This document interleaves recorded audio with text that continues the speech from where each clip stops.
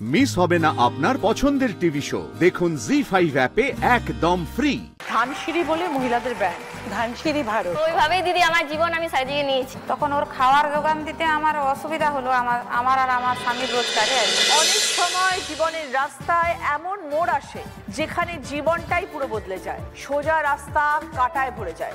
সেই সময় হাল না ছেড়ে দিয়ে যারা উঠে দাঁড়ায়, শূন্য থেকে আবার শুরু করে, পাহাড়ের উচ্চতায় পৌঁছায়, তারাই আমার কাছে দিদি নাম্বার ওয়ান। রিনাদি, ধানসিঁড়ি বলে মহিলাদের ব্যান্ড, ধানসিঁড়ি ভারত কবে শুরু হয়েছিল? শুরু করেছি প্যান্ডেমিকের পরে। ওই সময় মেয়েরা বসে থাকতো। সেই সময় আমাদের পরিবারটা পুরো সাংগীতিক পরিবার। মা বাণীচক্রে গান শেখাতেন, বাবা খুব ছোট্ট বয়সে মারা যান। 4 বোন আমরা, তো অবশ্যই মা খুব স্ট্রাগল করে আমাদের বড় করেছে। আমার বিয়ে হয়, আমি তখন বেশ ছোটই বলবো, 22-23 বছরে বিয়ে হয়ে গেছে তখন, এবং হয়ে আমি বাইরে চলে যাই, মানে রাঁচিতে থাকতাম। আমার হাজব্যান্ড ইঞ্জিনিয়ার, আমি কলকাতার বেঙ্গলের মেয়ে, উড়িষ্যায় শ্বশুরবাড়ি, থেকেছি বিহার থেকে ঝাড়খণ্ড। অনেকটা আমি একা পথ চলেছি।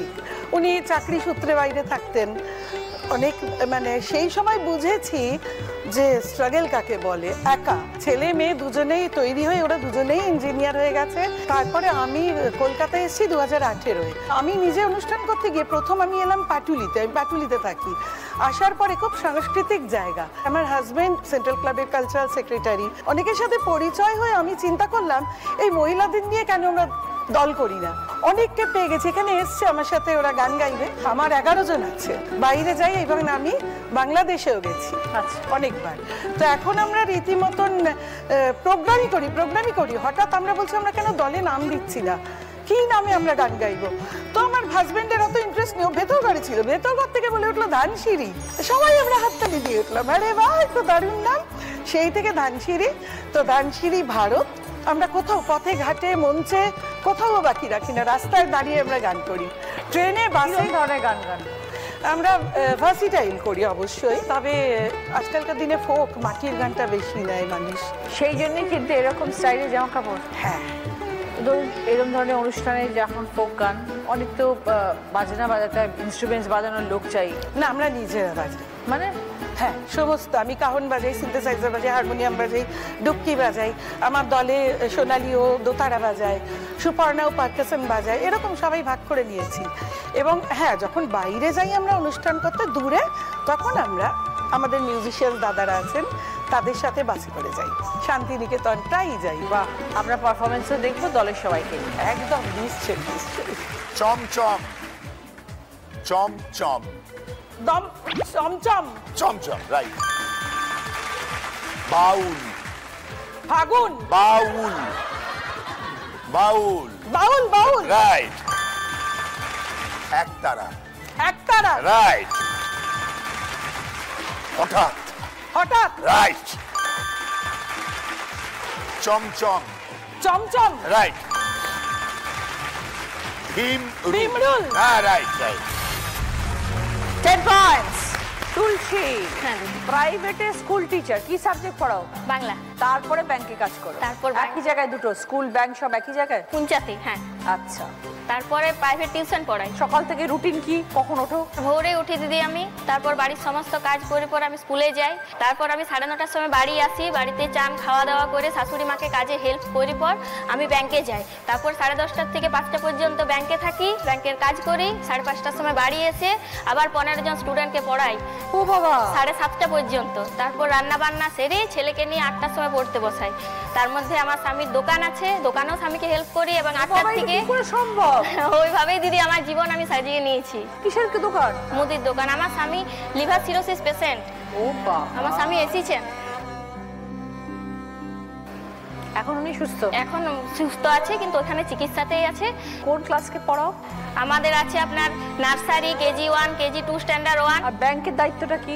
আমি রিসেপশনিস্টের কাজ করি আমাদের ব্যাংকে। আমাদের হচ্ছে আপনার সেন্ট্রাল কোঅপারেটিভ ব্যাংক। তারপর বাড়ি ফিরে এসে স্টুডেন্ট পড়াও 15 জন স্টুডেন্টকে পড়াই। তারা কত বড় বড়? ওই আপনার নার্সারি থেকে স্ট্যান্ডার্ড 1 পর্যন্ত, যেমন বিভিন্ন এজের। সবাই বাড়িতে একসাথে একসাথে রোজ? রোজ, শুধুমাত্র রবিবার বন্ধ। নিজের বাচ্চা কত বড়? নিজের বাচ্চা 12 বছর, ওই যে এসেছে। তাকেও তো সময় দিতে হয়। হ্যাঁ, ওকে তাকে কে রাত পড়ায়? 8টার পরে আমি পড়াই। আর মুদিখানার দোকানে কখন যাও? মুদিখানা বাড়িতে। তা সেটা তো সামলাতে হয় তো। হ্যাঁ, ওটাও স্বামী না থাকলে ওটাও দেখতে হয়। স্টুডেন্ট পড়াতে পড়াতে আমাকে দৌড়ে দৌড়ে মাল দিতে যেতে হয়। আর তুমি নিজে কতদূর পড়াশোনা করেছো? বিএ পাস করেছি বাংলা অনার্স নিয়ে। তারপর আমার স্বামী আমাকে ডিএড ট্রেনিং করাইছে, টিচার ট্রেনিং। আচ্ছা ডিএড করা আছে আমার। আচ্ছা, এখন যে এত কষ্ট করছো নিশ্চয়ই এখন সংসারের হালটা একটু ভালো হয়েছে। হ্যাঁ হ্যাঁ, অনেক ভালো হয়েছে দিদি। তো ডাক্তার কি বলছে হাজবেন্ড কতদিনে ঠিক হবেন? ওটা বলছে এখন যতদিন বাঁচবে ওটা চলতে থাকবে। তো 24 ঘন্টা তুমি এত কাজ করো, তো সংসার সামলায় কে?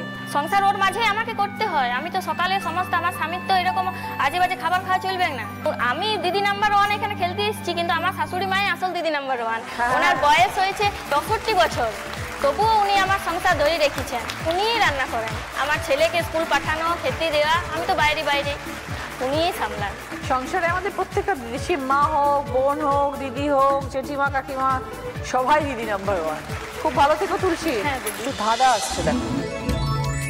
পশুরাজের দেখতে পাই কি দারুণ বাহার, শব্দ যা চিনতে চায় নামটি মশলার।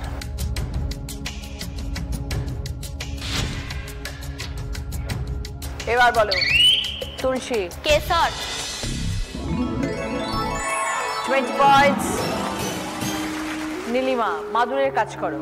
হ্যাঁ, শুরু হলো কিভাবে? আমার ছেলে যখন হলো তখন ওর খাওয়ার যোগান দিতে আমার অসুবিধা হলো, আমার আর আমার স্বামীর রোজগারে আর কি। আমি তখন কিছুই করতাম না, টুকিটাকি মাদুর গুনতাম, এমনি সুতলি যে মাদুরগুলো হয়। তারপর একদিন এক দাদা মদরাঞ্জি গুনতেন আর কি, উনাকে সরকার থেকে 2টো মেশিন দেওয়া হয়েছিল।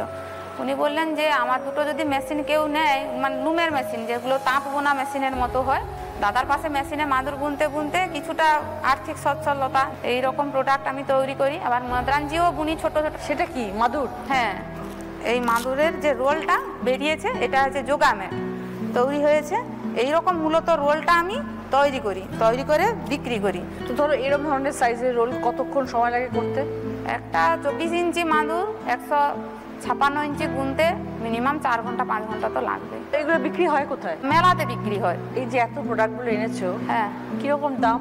যেমন এইটা 250 টাকা দাম যোগামের। এই যে কৌটোগুলো এটা 150 টাকা, এবার 100, এটা 50, এরকম দাম। তো এখন তুমি যে কাজটা করছো তাতে পরিবার ভালোভাবে চলছে, যা উপার্জন হয় তাতে সংসার ভালো? হ্যাঁ, ভালোভাবে চলছে।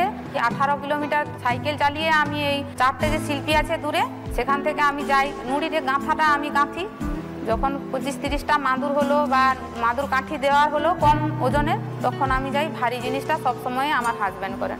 সবাইকে নিয়ে একসাথে খুব ভালো থেকো নীলিমা, আর এই কাজ নিয়ে এগিয়ে যাওয়ার জীবন স্টার্ট।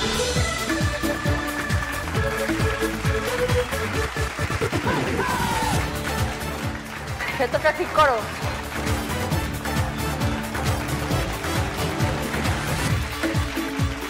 চারটে কোণা ঠিক করো।